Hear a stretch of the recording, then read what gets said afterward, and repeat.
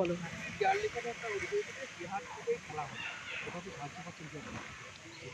শোনো, প্রথমত দেয়াল লিখন যেটা হয় সেটা প্রত্যেকে কোনো আলাদা করে সিলেবাস বা কোনো লেখা থাকে না। সেটা যেখানে যেখানে দেয়াল লিখন হয় সেখানকার কর্মীদের আবেগ থেকে সেই শব্দগুলো ব্যবহার করে। প্রথমত বীরভূমে বহু নেতা হয়েছে অনুব্রত মণ্ডলের জন্য।